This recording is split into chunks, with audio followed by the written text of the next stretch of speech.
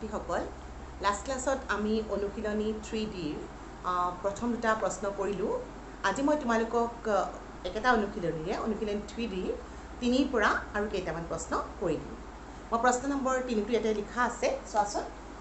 33 আৰু 44 সম্পূৰ্ণৰূপে বিভাজ্য হোৱা আটাইতকৈ ডাঙৰ 5টা অংক বিশিষ্ট সংখ্যাটো নিৰ্ণয় কৰা।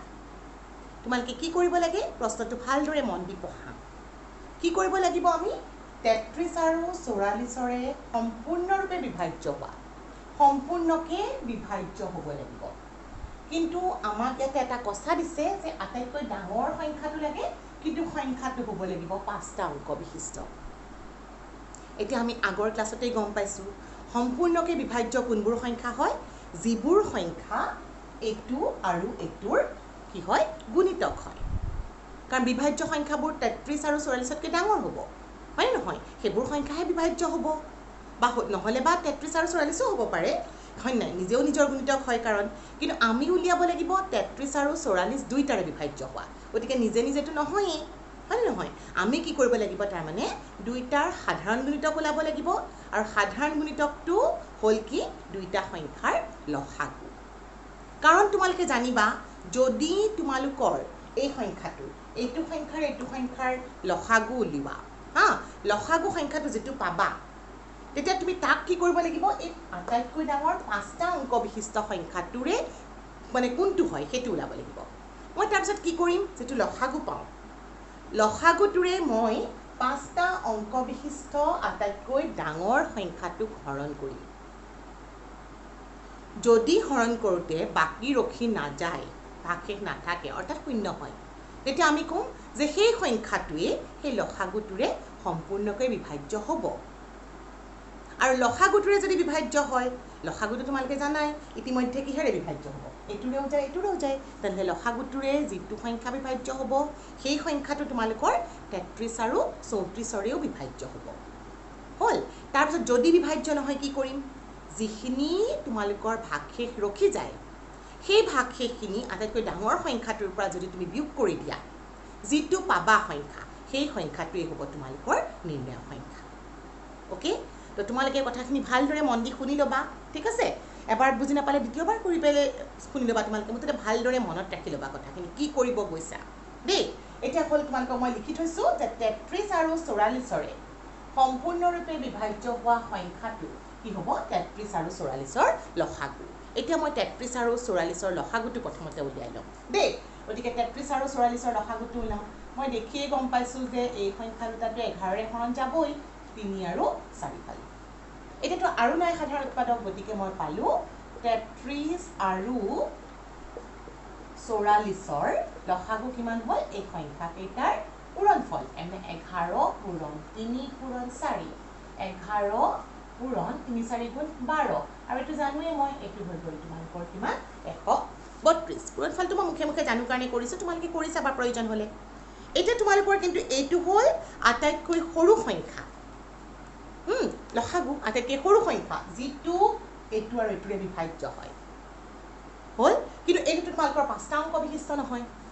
আৰু তোমালোকে জানা সাধাৰণ গুণিতকৰ সংখ্যাটো অসংখ্য হয়, আমি লসাগু উলিয়ালে আটাইতকৈ সৰুটো পাওঁ, হয় নে নহয়? কিন্তু এতিয়া আমাক সেইটো নালাগে। কি লাগিব? এইকেইটাৰে বিভাজ্য হোৱা আটাইতকৈ ডাঙৰ 5টা অংক বিশিষ্ট সংখ্যাটো লাগে, ঠিক আছে? গতিকে মই এতিয়া কি কৰিম? আটাইতকৈ ডাঙৰ 5টা অংক বিশিষ্ট সংখ্যাটোনো কি হয় সেইটো উলিয়াই লওঁ দেই। তোমালোকে এতিয়া জানাই যে কি হয় 5টা অংক বিশিষ্ট আটাইতকৈ ডাঙৰ সংখ্যাটো? 5টা অংক বিশিষ্ট আটাইতকৈ ডাঙৰ সংখ্যা তোমালোকে জানাই লিখিব। কি হয় বাৰু মনত নিশ্চয় আছে, তোমালোকে ভাবিব চেষ্টা কৰা, তাৰপিছততো মই লিখি দিমেই। কি হ'ব সেইটো? এইটো তোমালোকে জানা কি হ'ব? 99999, তাৰমানে 99,999। 5টা অংক আটাইতকৈ ডাঙৰ স্থানত ডাঙৰ অংকটো বাৰে বাৰে ৰিপিট কৰিবও পাৰোঁ, কাৰণ তাতে কোৱা নাই নহয় বেলেগ বেলেগ সংখ্যা বিশিষ্ট বুলি, হয়নে? গতিকে 5টা অংক বিশিষ্ট পালোঁ। এতিয়া মই কি কৰিম? 132ৰে এইটো সংখ্যা হৰণ কৰিম আৰু চাম যে এইটো সংখ্যা হৰণ কৰোঁতে বাকী ৰখি গৈছে নে নাই যোৱা। যদি ৰখি যায় তেনেহ'লে মই গম পালোঁ বা বিভাজ্য নহয়, মই বাকীখিনি বাদ দিম কাৰণ মই জানো নহয় ইতিমধ্যে যে 132ৰ যিটো গুণিতক হয় তোমালোকৰ সেইটো কি হ'ব 33 আৰু 44ৰো গুণিতক হ'ব কাৰণ বিভাজ্য যাবই হয়। সেইকাৰণে মই এতিয়া কি কৰিলোঁ 132ৰে 99,999 হৰণ কৰোঁ। এইটো মই হৰণটো কৰি চাব লাগিব আৰু এবাৰ দুবাৰ 7বাৰমান যাব নিশ্চয়। মই অলপ আইডিয়া কৰিব পাৰোঁ, তোমালোকে কৰি চাবা।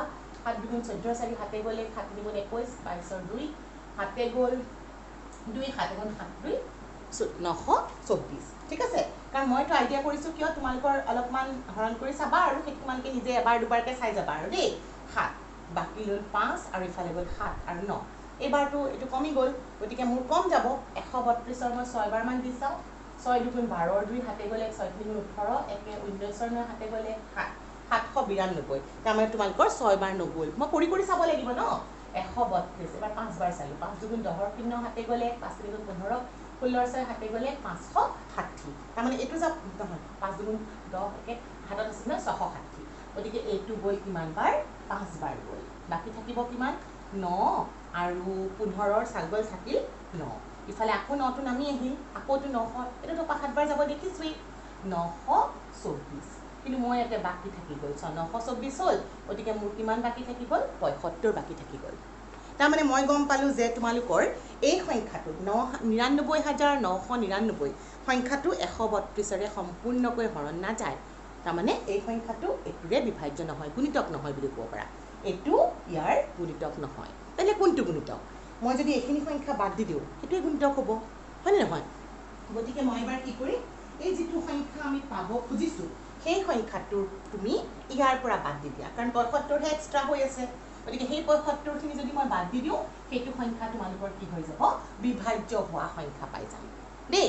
সেইকাৰণে মই এতিয়া লিখিম এতেকে 33 আৰু 44ৰে সম্পূৰ্ণকৈ বিভাজ্য হোৱা আটাইতকৈ ডাঙৰ বিভাজ্য হোৱা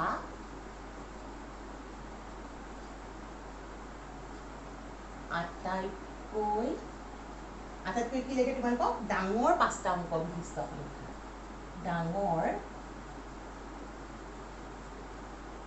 5টা অংক বিশিষ্ট সংখ্যাটো মই উলিয়াম কেনেকৈ পাম 99,999 পৰা মই ভাগশেষটো বাকীটো বাদ দি দিলোঁ দেই। বিয়োগ কৰি মুখে মুখে পাৰা যদি মুখে মুখে কৰা আৰু নোৱাৰা যদি কৰি চাবা 9ৰ 5 গ'ল থাকিল 4 9ৰ 7 গ'ল থাকিল 2 আৰু বাকী এইটো। তাৰমানে তোমালোকে উত্তৰটো কিমান পালা যে তোমালোকে 33 আৰু 44ৰে সম্পূৰ্ণকৈ বিভাজ্য হোৱা কৰি চাব পাৰা। এইটো যদি হৰণ কৰি চোৱা তোমাৰ 132ৰে হৰণ যাব বিভাজ্য হ'ব আৰু 132ৰে যদি সেইটো গুণিতক হয় তেনেহ'লে বিভাজ্য হয় অৰ্থাৎ তেনেহ'লে 33 আৰু 44ৰেও বিভাজ্য হ'ব। নিশ্চয় তোমালোকে ধৰিব পাৰিছা। এতিয়া মই গৈছোঁ তোমালোকৰ অনুশীলনী 3Dৰ কুৱেশ্যন নম্বৰ 4লৈ। প্ৰশ্নটো চোৱা 3টা ঘণ্টা পুৱা 10 বজাত একেলগে বাজি উঠিছে। প্ৰথম ঘণ্টাটো প্ৰতি 10 ছেকেণ্ডত দ্বিতীয় ঘণ্টাটো প্ৰতি 15 ছেকেণ্ডত আৰু তৃতীয় ঘণ্টাটো প্ৰতি 20 ছেকেণ্ডৰ মূৰে মূৰে বাজি থাকে। হ'ল মই বুজাই দি আছোঁ প্ৰশ্নটো প্ৰথমতে পঢ়ি লৈছোঁ। ইয়াৰ পিছত কিমান সময়ত আমি উলিয়াব লাগে ইয়াৰ পিছত কিমান সময়ত ঘণ্টা 3টা পুনৰ একেলগে বাজি উঠিব। এতিয়া প্ৰশ্নটো খুব ভালদৰে অলপ দীঘলীয়া প্ৰশ্ন হ'লে তুমি 2বাৰ বা 3বাৰ পঢ়ি চোৱা প্ৰশ্নটো। এতিয়া প্ৰশ্নটো তোমালোকক কৈছে এটা ঘণ্টা মানে 3টা ঘণ্টা ৰাতিপুৱা 10 বজাত একেলগে বাজে। হ'ল 10 বজাত বাজিলে 3টা ঘণ্টা। তাৰপিছত কি হ'ল প্ৰথম যোনটো ঘণ্টা সেইটো 10 ছেকেণ্ডৰ মূৰে মূৰে বাজে। তাৰমানে 10টাত যদি একেলগে বাজিল মই ধৰি ল'লোঁ প্ৰথম ঘণ্টাটো বাজিছে 10টাত।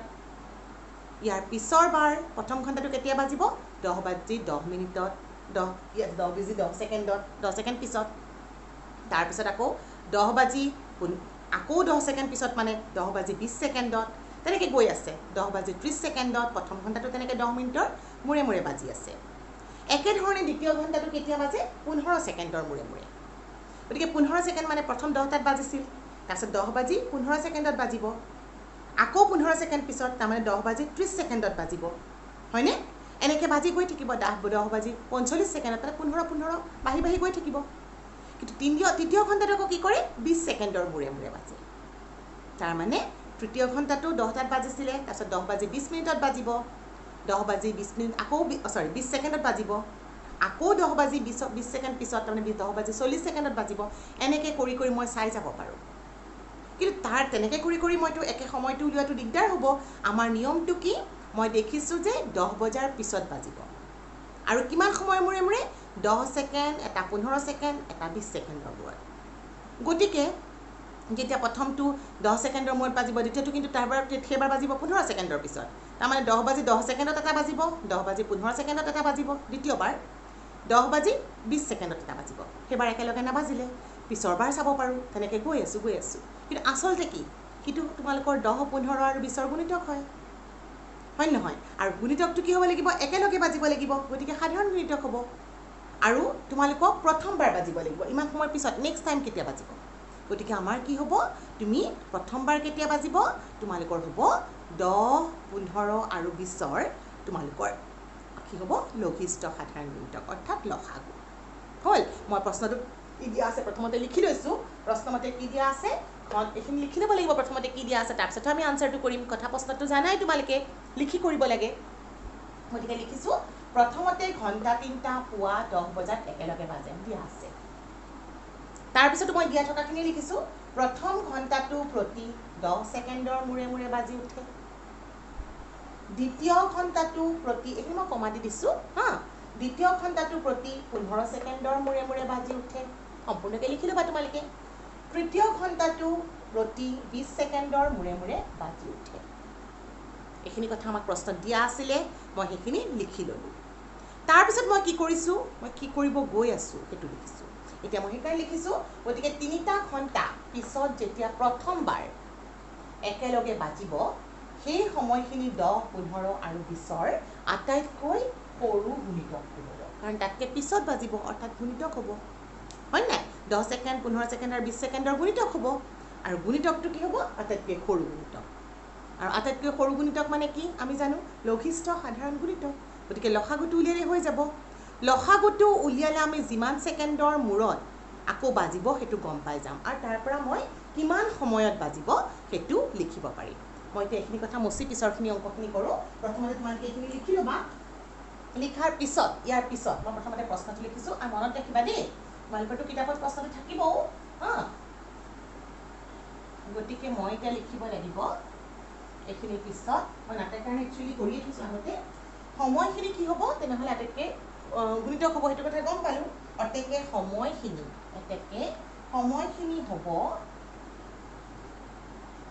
সময়খিনি হ'ব মানে যিটো সময়ত বাজিব 10 15 আৰু 20ৰ কি লঘিষ্ঠ সাধাৰণ গুণিতক কাৰণ প্ৰথমবাৰ বাজিব গুণিতক হ'ব আৰু সেইটো হ'ব লঘিষ্ঠ সাধাৰণ গুণিতক অৰ্থাৎ লসাগু দেই এতিয়া মই 10 15 আৰু 20ৰ লসাগু উলিয়াম প্ৰথমতে কৰিলোঁ মই 5ৰে যিহেতু দেখিছোঁ 5ৰে বজাই হ'ল এতিয়া সাধাৰণ গুণিতক নাই কিন্তু 3টা থাকিলে আমি জানো নহয় 2টা তেতিয়াও হৰণ কৰিব লাগিব এই 2টা যাবতো 2ৰে গতিকে কৰি দিয়া 2 গুণ 2 একে থাকিব নামি আহে যিটো নাযায় আৰু 2 দুগুণ হৈ গ'ল 4 তাৰমানে আৰু নাযায় এতেকে মই কি পালোঁ 10 15 আৰু 20ৰ লসাগুটো লিখিম কিমান হ'ব এইটো পূৰণ এইটো এই গোটেইখিনি পূৰণ 5 পূৰণ 2 পূৰণ 1 পূৰণ 3 পূৰণ 2 কেতিয়াবা আমি একটো নিলিখাকেও কৰোঁ কোনো কথা নাই লিখিব পাৰা তেনেকৈ পূৰণ কৰি দিয়া 5 দুগুণ 10 আৰু 10 ছয়গুণ 60 তাৰমানে তোমালোকে কি গম পালা ইয়াৰ পৰা যে 60 ছেকেণ্ড পিছত ঘণ্টা 3টা পুনৰ বাজিব এনেই কৰি কৰিও আমি চাব পাৰিলোহেঁতেন দেই কিন্তু হয়তো নিয়ম নহয় আৰু কৰা গতিকে আমি এতিয়া লিখিম এতেকে 3টা ঘণ্টা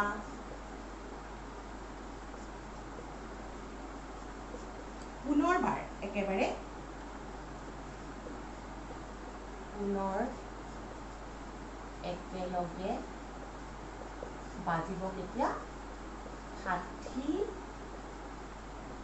ছেকেণ্ড পিছত কিন্তু আমাক কিমান সময়ত বাজিব সুধিছিলে 60 ছেকেণ্ড মানে কিমান 1 মিনিট পিছত তাৰ মানে উত্তৰটো কি হ'ব 10 বাজি 1 মিনিটত তোমালোকৰ ঘণ্টাকেইটা আকৌ একেলগে বাজিব অৰ্থাৎ 60 ছেকেণ্ড নিলিখো আৰু সময়টো হ'ব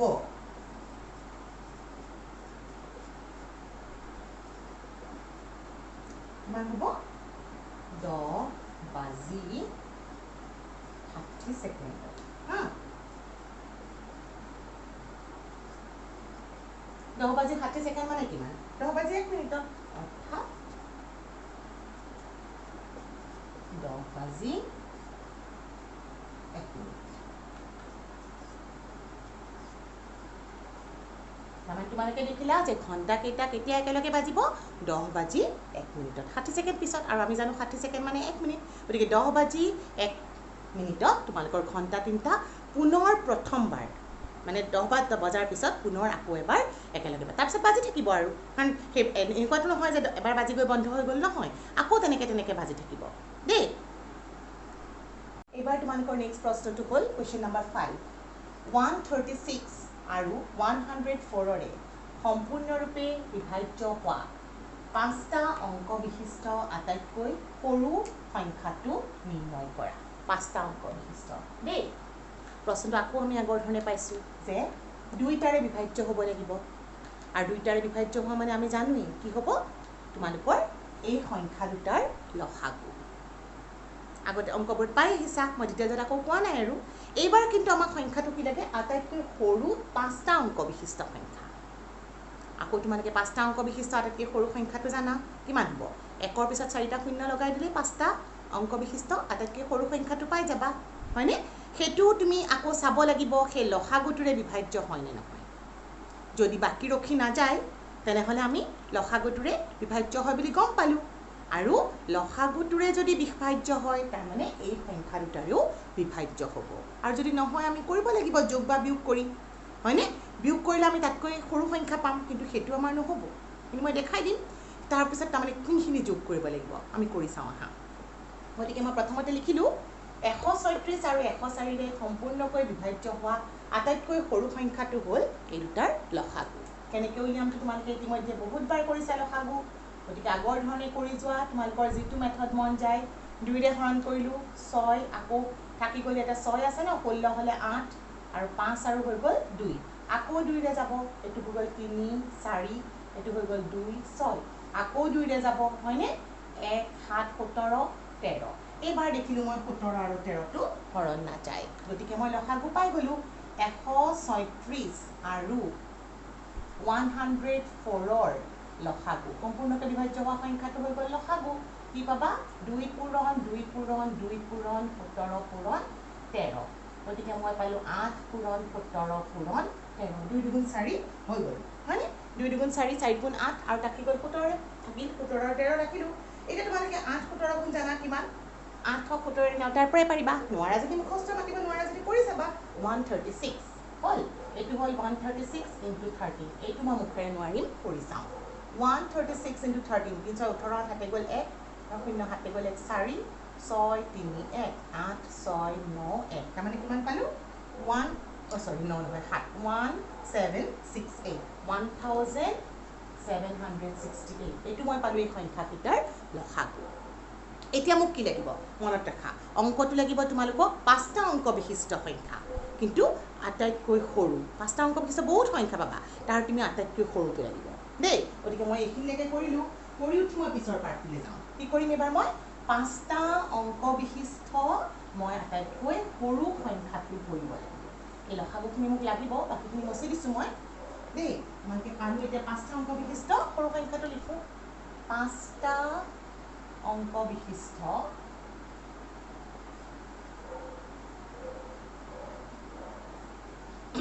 আটাইতকৈ সৰু সংখ্যাটো কি হয় চবেই জানা সেইটো কথা সৰুৰ পৰা লিখি আহিছা সৰু সংখ্যাটো হৈ গ'ল তোমালোকৰ 1 আৰু 4টা 0 দিলোঁ এতিয়া মই এই লসাগুটোৰে হৰণ কৰি চাওঁ 1768ৰে মই 10,000ক হৰণ কৰোঁ এতিয়া প্ৰথমতে তুমি দেখিছা এইখিনিতো 4টা সংখ্যাৰে হৰণ নাযায় 5 বাৰমান দি চাওঁ 5 বাৰ দিলে কিমান হ'ব 1768 5 বাৰ দিলে 8 5 গুণ 40 শূন্য হাতে গ'ল 4 30 34 4 হাতে গ'ল 3 35 38 8 হাতে গ'ল 3 8 আৰুতো নাযাব কাৰণ 1700 বেছি আছে নহয় গতিকে আমাৰ 5 বাৰেই গ'ল 5 বাৰ যাওঁতে মই কিমান পালোঁ 8840 যোগ কৰোঁ 0 6 10 হৈ গ'ল 9 1 আৰু 1 তাৰমানে তুমি কিমান পালা 1160 বাকী ৰখি গ'ল তাৰমানে মই কি গম পালোঁ যদি মোৰ এইটো বাকী ৰখি গৈছে বাকী ৰখি যোৱা মানে কি হ'ল 1768ৰে তোমালোকৰ 10,000ক হৰণ নাযায় গতিকে 10,000ক যদি হৰণ নাযায় তাৰমানে এই 10,000 সংখ্যাটো ইয়াৰ গুণিতক নহয় কেনেকৈ উলিয়াম গুণিতক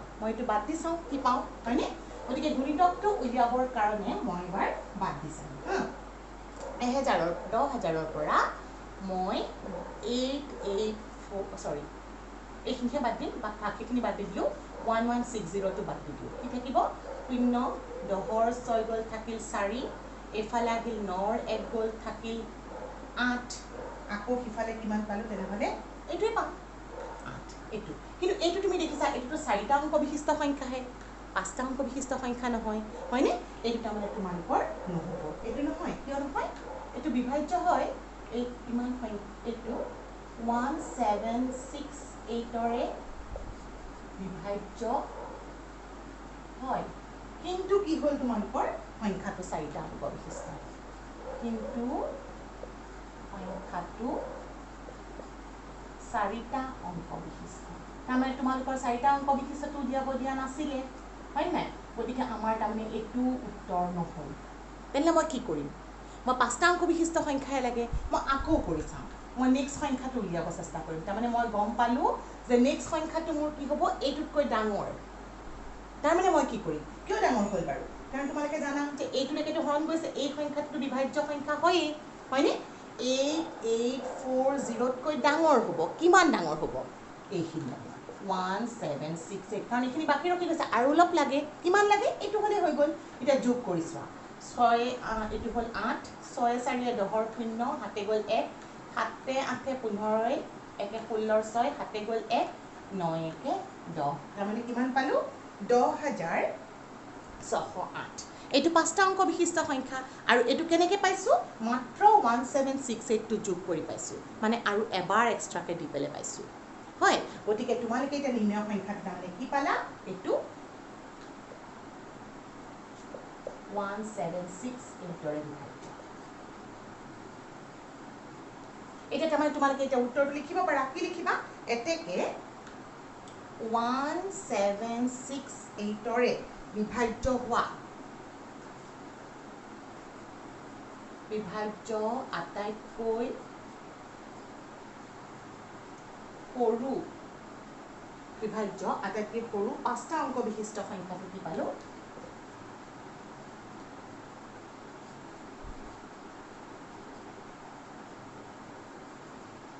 কিমান এইটো 10608 কিন্তু আমাকতো সুধিছিলে এই দুটা সংখ্যাৰে বিভাজ্য লাগিছিলে কিমান আছিলে 136 আৰু 104 আছিলে হয়নে এতেকে মই এতিয়া লিখিম এতেকে 136 কাৰণ মই জানো গসাউৰে বিভাজ্য মানে সংখ্যা দুটাৰো বিভাজ্য হ'ব 136 আৰু 104ৰে সম্পূৰ্ণকৈ বিভাজ্য আটাইতকৈ সৰু 5টা বিশিষ্ট অংক বিশিষ্ট সংখ্যাটো কিমান হ'ল 10608 হ'ল তাৰমানে তোমালোকে এতিয়া এইটো উত্তৰ পাই গ'লা নিশ্চয় তোমালোকে যদি নিশ্চয় ধৰিব পাৰিছা ভালদৰে মন দি কুৱেশ্যনকেইটা কৰি ল'বা দেই নেক্সট ক্লাছত মই পিছৰ চলিউশ্যনছখিনি কৰিম থেংক ইউ